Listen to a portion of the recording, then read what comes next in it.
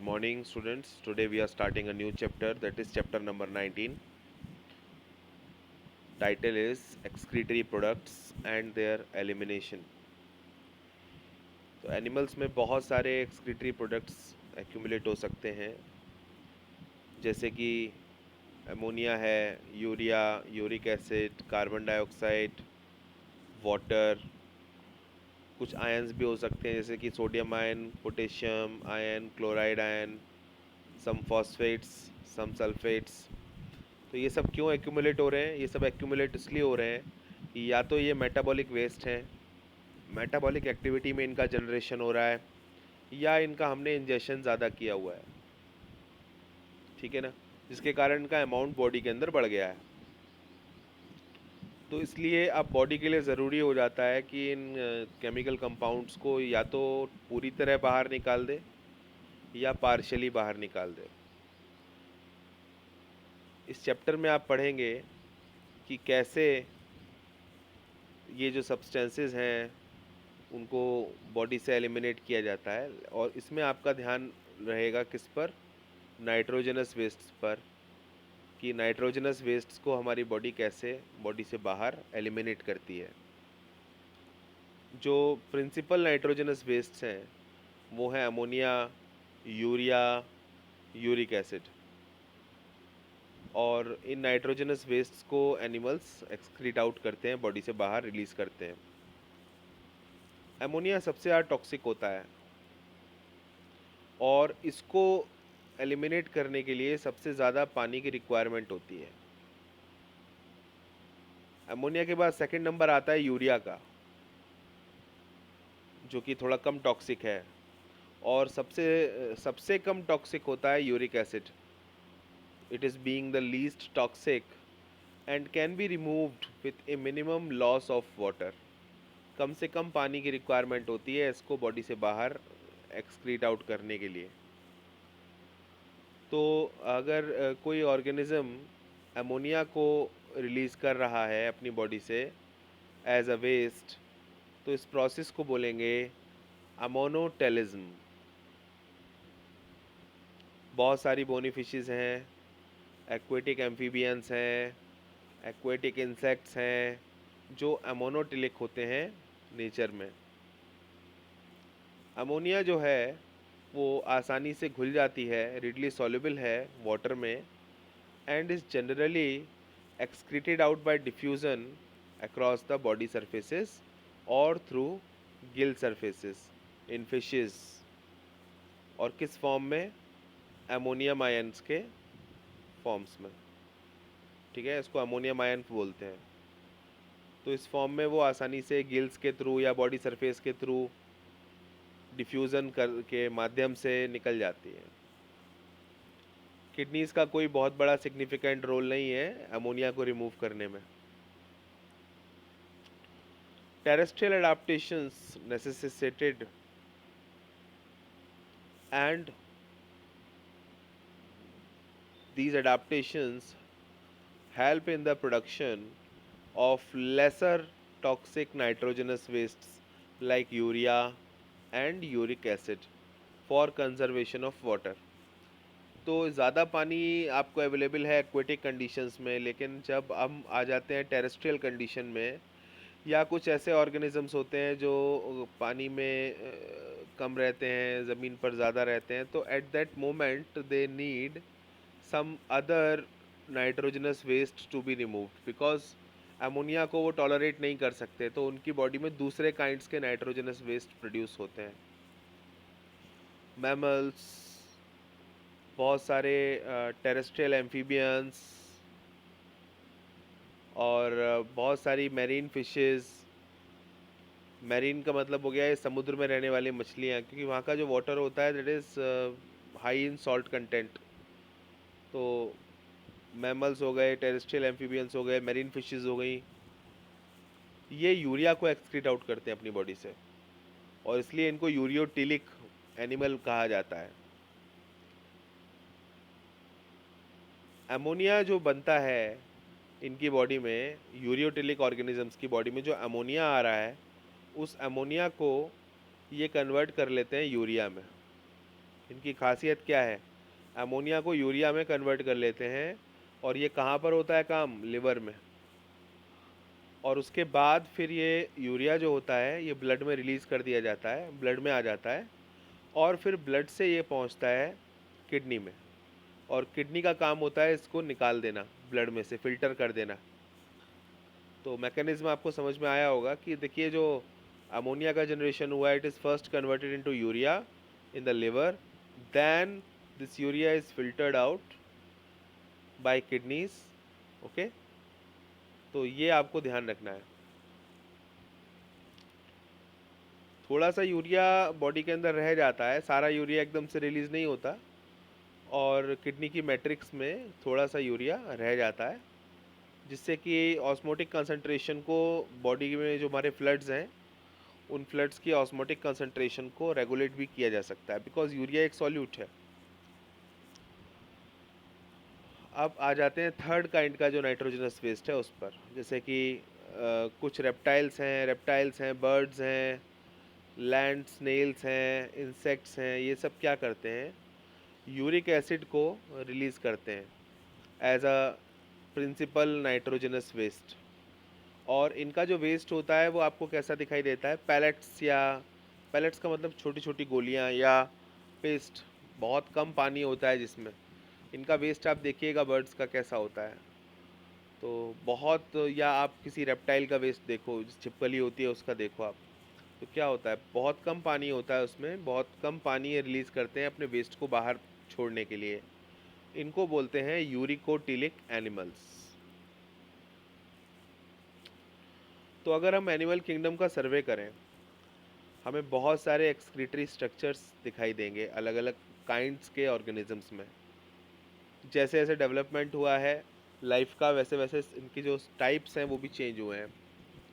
बहुत सारे इन्वर्टिब्रेट्स में ये सिंपल स्ट्रक्चर्स की तरह दिखाई देते हैं, जिसमें ट्यूब्स होती हैं, जबकि वर्टिब्रेट्स में कॉम्प्लेक्स ट्यूबुलर ऑर्गन्स बन जाते हैं ये। जैसे कि किडनी, किडनी के अंदर भी ट्यूब्स होती हैं, लेकिन उनकी कॉम्प्लेक्सिटी काफ़ी ज़्यादा होती है।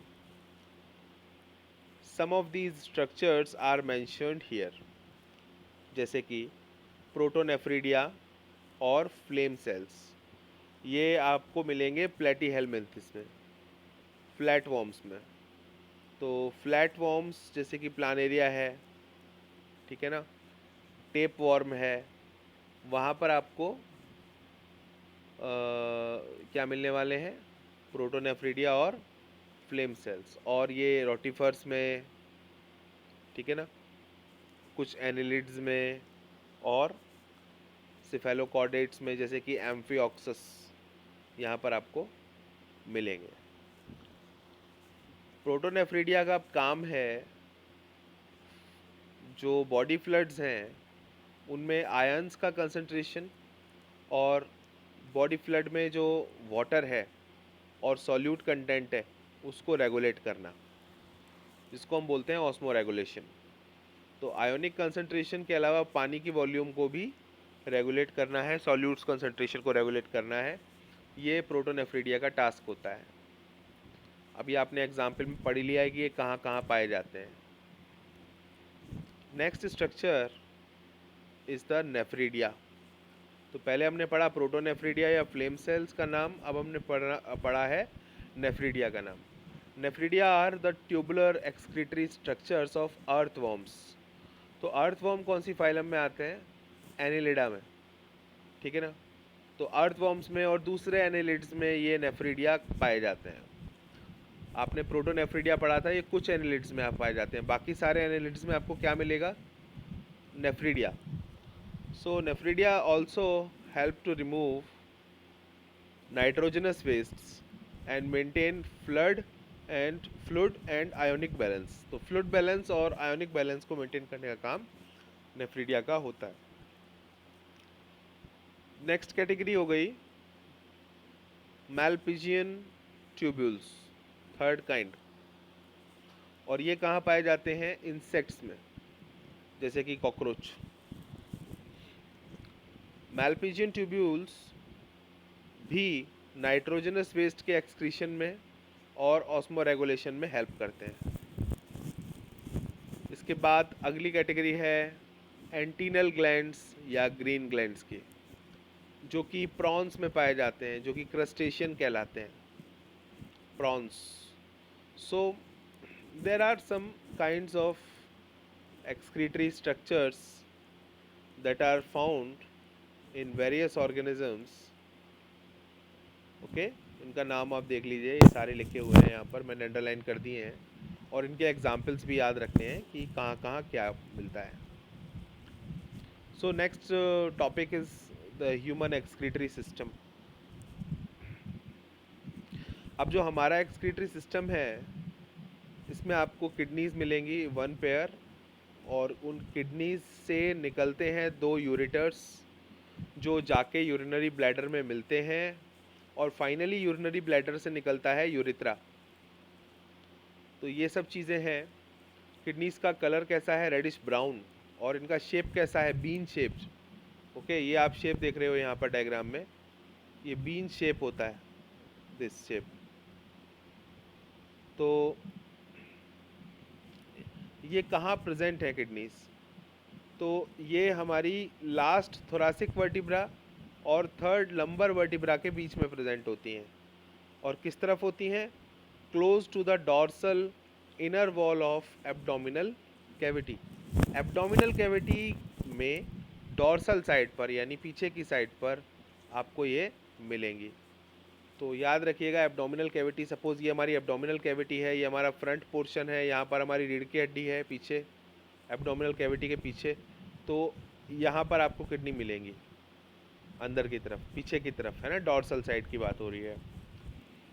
तो नेक्स्ट थिंग कि ये लास्ट थोरासिक और थर्ड लंबर वर्टिब्रा, ये हमारे जो वर्टिब्रल कॉलम होती है, वर्टिब्रल कॉलम में सर्वाइकल वर्टिब्रा सबसे ऊपर होती हैं, उसके बाद थोरासिक वर्टिब्रा होती हैं, फिर लंबर होती हैं, फिर सैक्रल होती हैं, और लास्ट में कॉक्सियल होती हैं.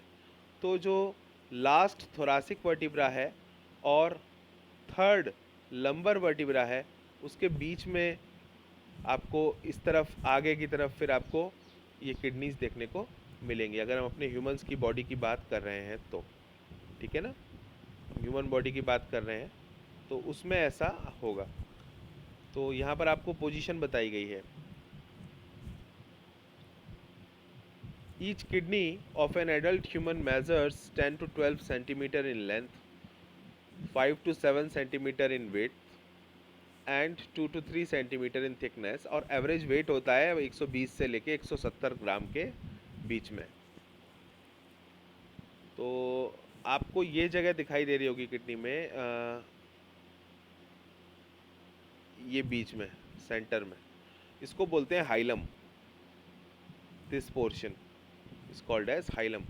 और हाइलम जो पोर्शन है, यहाँ पे आपको दिखाई दे रहा होगा, यहाँ से यूरेटर बाहर जा रहा है, और ब्लड वेसल्स भी आ रही हैं, नर्व्स आ रही हैं अंदर. तो ये हाइलम वो नॉच है, या वो प्रेजेंट्स, वो एरिया है जहाँ से हम देखते हैं यूरेटर, ब्लड वेसल्स और नर्व्स एंटर करती हैं किसी किडनी के अंदर. हाइलम के अंदर आपको मिलेगा रीनल पेल्विस. ठीक है ना. तो यहाँ पर आप देखेंगे, इधर दिखाई दे रहा है आपको, this area is the pelvis, ये येलो वाला. तो आगे क्या था? यहाँ हाइलम था. हाइलम और पेल्विस की पोजीशन ध्यान रखिएगा. और पेल्विस जो है आगे जाके प्रोजेक्ट करता है किसमें? रीनल कैलिसिस में. सो ये रहा. ठीक है ना. तो renal pelvis has projections which are called as calyces. जो किडनी की बाहरी लेयर होती है वो कैप्सूल कहलाती है, और अंदर की तरफ कैप्सूल जो होती है, inside the kidney there are 2 zones, outer cortex and the inner medulla. तो किडनी में ये जो बाहर वाला पोर्शन है that is called as the cortex, और अंदर वाला पोर्शन जो है that is called as the medulla. Medulla में आपको बहुत सारे मेडुलरी पिरामिड्स देखने को मिलेंगे. ये देखो, ये मेडुलरी पिरामिड है, ये मेडुलरी पिरामिड है. Let's look once, this is medullary pyramid. बहुत सारे आपको देखने को मिलेंगे.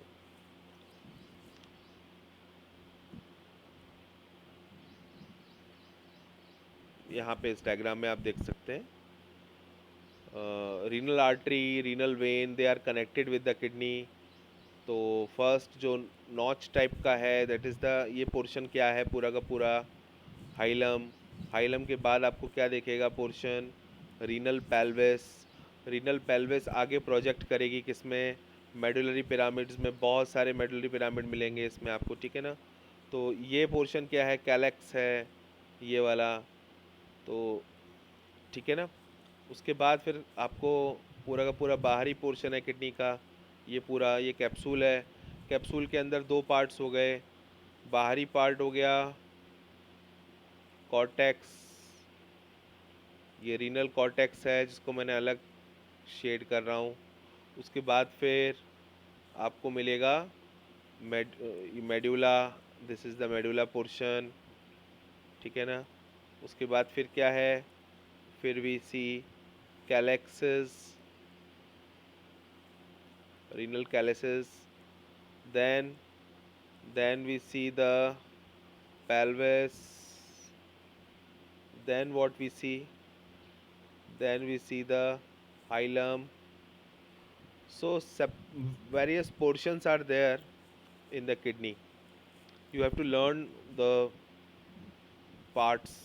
इसके अलावा जो अपना कैलेक्स वाला रीजन है, इट प्रोजेक्ट्स, देखिए जो अपना, सॉरी, ये जो कॉर्टेक्स वाला रीजन है, it projects between the medullary pyramids. Medullary pyramid के बीच में भी कॉर्टेक्स का जो कॉर्टिकल पार्ट है वो एक्सटेंड करता है अंदर की तरफ, तो उसे बोलते हैं कॉलम ऑफ बर्टिनी, ठीक है ना। तो कॉर्टेक्स वाला जो पार्ट है, वो सेल्स हैं, अगर वो मेडुलरी रीजन के बीच में प्रोजेक्ट कर रहे हैं या जा रहे हैं तो उसको बोलते हैं हम columns of Bertini. So the cortex x tends in between the medullary pyramids as renal columns or columns of Bertini. Next part is, each kidney has nearly 1 million nephrons. Her kidney के अंदर आपको कुछ ट्यूबुलर स्ट्रक्चर्स मिलते हैं जिनको हम क्या बोलते हैं, जिनको हम नेफ्रॉन बोलते हैं। तो नेफ्रॉन में आप ये कह सकते हैं कि फिल्ट्रेशन का काम होता है, ठीक है ना। तो nephrons are the functional units, और 1 मिलियन नेफ्रॉन है हर किडनी के अंदर, यानी 10 लाख नेफ्रॉन है हर किडनी के अंदर। हर नेफ्रॉन में आपको दो पार्ट मिलेंगे, पहला पार्ट है ग्लोमेरुलस और दूसरा पार्ट है रीनल ट्यूब्यूल।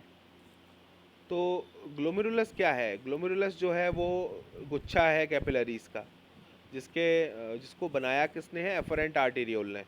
तो क्लास 10th याद आ रही होगी आपको।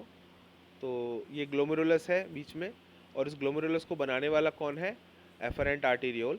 उसके बाद जो बाहर आर्टेरियोल निकल के जा रहा है, that is called as the efferent arteriole. तो ब्लड आता है बाय द एफरेंट आर्टेरियोल, और उसके बाद एक टफ्ट बन गया है। टफ्ट का मतलब होता है गुच्छा, किसका, आर्टेरियोल का ही, और इसको हम बोलते हैं ग्लोमेरुलस। और ग्लोमेरुलस के बाहर हमको दिखाई दे रहा है एक कैप्सूलर स्ट्रक्चर जिसको बोलते हैं बोमेन कैप्सूल। तो जो कुछ भी फिल्ट्रेट होता है, फिल्टर आउट होता है, वो सारा का सारा बोमेन कैप्सूल की वॉल्स के थ्रू फिल्टर होकर के फिर नीचे ट्यूब्यूल्स में जाता है, ठीक है ना। बिकॉज यहाँ पर जो है ना प्रेशर क्रिएट हो जाता है, यहाँ पर जो टफ्ट बना है, ये ग्लोमेरुलस जो बना है, इसमें जैसे ही हमारा ब्लड एंटर करता है, अंदर जो है प्रेशर इंक्रीज़ होता है, बिकॉज इसकी जो आप देखो पोजीशन कैसी है और इसकी सिचुएशन कैसी है। और बिकॉज जब प्रेशर क्रिएट होता है तो हम देखते हैं फिल्ट्रेशन रैपिडली होता है, और जो फिल्ट्रेट है वो नीचे जाता है बोमेन कैप्सूल के थ्रू पास होता हुआ। इसमें सेल्स होते हैं जिनका नाम होता है पोडोसाइट्स। तो पोडोसाइट्स के बीच में से फिल्टर होता हुआ फ्लड नीचे जाता है, इसे बोलते हैं रीनल फिल्ट्रेट, और रीनल फिल्ट्रेट ही आगे बहता हुआ नीचे जाता है। तो the renal tubule begins with the double walled cup like structure which is called as Bowman capsule. तो अपना जो ग्लोमेरुलस है, इसके ठीक नीचे हमें दिखाई दे रहा है, ग्लोमेरुलस को चारों तरफ से कवर किया हुआ है बोमेन कैप्सूल ने। और बोमेन कैप्सूल कैसा है, double walled cup like structure, it encloses the glomerulus. Glomerulus along with the Bowman capsule is called Malpighian body और renal corpuscle. तो याद रखिएगा, इन दोनों को आप जोड़ करके क्या बोलते हैं? इन दोनों को कंबाइन टुगेदर हम बोलते हैं Malpighian body और renal corpuscle. तो ये ट्यूब्यूल जो होता है, जो नीचे जा रहा है, ये आगे चल के बनाता है प्रॉक्सिमल कॉन्वोल्यूटेड ट्यूब्यूल, जो कि कॉइल्ड स्ट्रक्चर है. तो ये आपको दिखाई दे रहा होगा, this portion is called as proximal convoluted tubule. और उसके बाद हमको दिखाई देता है लूप ऑफ हेनले, और फिर हमको दिखाई देता है डिस्टल कॉन्वोल्यूटेड ट्यूब्यूल. देन हमको दिखाई देती हैं कलेक्टिंग डक्ट्स. तो ये पोर्शंस हैं जो हमें ध्यान रखने हैं बहुत सारे. अब अपना जो लूप ऑफ हेनले है, लूप ऑफ हेनले में हमको दिखाई देती है नीचे जाती हुई लिम्ब, जो नीचे जा रही है ट्यूब, और फिर दिखाई देती है ऊपर आती हुई ट्यूब. तो क्योंकि फ्लड जो है, ये नाम ऐसे क्यों पड़े? बिकॉज फ्लूड जो है वो इस तरह से बह रहा है. तो फ्लूड नीचे जा रहा है और फिर फ्लूड ऊपर आ रहा है. तो इस तरह से याद रखिएगा, descending and ascending. This one is the descending and this one is the ascending loop of Henley. इसके अलावा आपको दिखाई दे रहा होगा जो इफरेंट आर्टेरियोल है, इफरेंट आर्टेरियोल आगे चल के ब्रांचेस में डिवाइड हो रहा है, और वो ब्रांचेस किसके अलोंग चल रही हैं? पीसीटी यानी प्रॉक्सिमल कॉन्वोल्यूटेड ट्यूब्यूल. उसके अलावा अपना लूप ऑफ हेनले. देखिए आप, ये जो आर्टरीज हैं ये किसके अकॉर्डिंग, किसके साथ साथ चल रही हैं? These are going on along with the PCT, loop of Henle and the DCT. So इनको हम क्या बोलते हैं? Peritubular capillaries. इनको हम बोलते हैं पेरीट्यूबुलर कैपिलरीज. तो ये आपको यहाँ पर मिल जाएगा, यहाँ पर ये रहा portion. The efferent arteriole emerging from the glomerulus forms a fine capillary network around the renal tubule. तो रीनल ट्यूब्यूल बोल रहे हैं तो उसका मतलब they are calling the tubes of our kidneys, जो कि कहाँ से स्टार्ट होती हैं? बोमेन कैप्सूल से स्टार्ट होती हैं. बोमेन कैप्सूल के नीचे पीसीटी है, लूप ऑफ हेनले है, डीसीटी है, ये सब. तो इनको हम इफरेंट आर्टेरियोल से जो कैपिलरी नेटवर्क निकला है, इसको क्या बोलते हैं? Peritubular capillaries. A minute vessel of this network runs parallel to the Henle's loop, forming a U-shaped vasa recta. तो हेनले लूप के आसपास जो कैपिलरीज घूम रही हैं, वो कहलाती हैं वासा रेक्टा. ठीक है, जैसे कि आप यहाँ देखें, ये देखिए वासा रेक्टा. तो ये they are around, actually they are around the loop of Henle, so they are termed as vasa recta.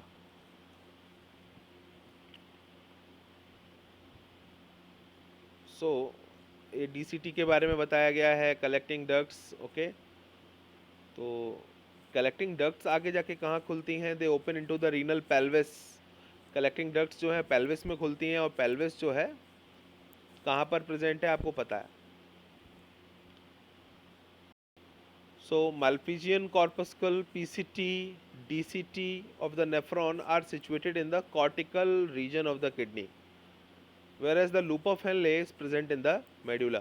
तो किडनी में हम देखें तो ये वाला जो पूरा पोर्शन है, ये Malpighian corpuscle है, PCT है, DCT है, ये अपर पोर्शन है. ठीक है ना? अपर पोर्शन आपको कहाँ मिलेगा? कॉर्टेक्स में. और जो लोअर पोर्शन है वो आपको कहाँ मिलेगा? मेडुला में. कहने का मतलब ये है कि ये वाला जो पोर्शन है, लोअर वाला पोर्शन, ये आपको मेडुला में मिलेगा. तो यहाँ मतलब हालत क्या है? हालत ये है कि ये अपना बोमेन कैप्सूल हो गया, ये अपना पीसीटी हो गया, फिर लूप ऑफ हेनले अपने को कहाँ मिलेगा? मेडुला में मिलेगा, नीचे की तरफ.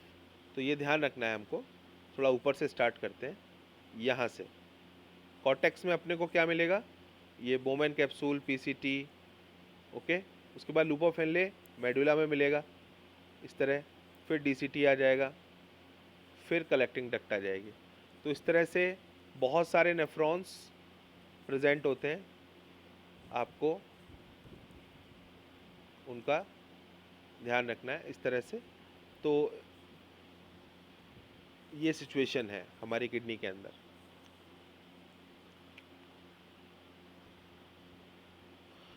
तो क्या होता है, in majority of the nephrons the loop of Henle is too short, बहुत छोटा होता है लूप ऑफ हेनले, और ये ज़्यादा अंदर नहीं जा पाता है मेडुला के, है ना। अब लूप ऑफ हेनले छोटा होगा तो नीचे ज़्यादा गहराई तक नहीं जा पाएगा, ठीक है ना। ऐसे नेफ्रॉन्स को हम बोलते हैं कॉर्टिकल नेफ्रॉन, क्योंकि उनका कॉर्टिकल पोर्शन ज़्यादा बड़ा होता है, तो कॉर्टिकल पोर्शन में पाए जाने वाले नेफ्रॉन्स को कॉर्टिकल नेफ्रॉन कहते हैं। और कुछ नेफ्रॉन्स में क्या होता है, in some nephrons the loop of Henle is very long and run deep into the medulla, and they are termed as juxtamedullary nephrons, और ऐसे नेफ्रॉन्स को आप juxtamedullary नेफ्रॉन कहते हैं, इसमें लूप ऑफ हेनले लॉन्ग होता है।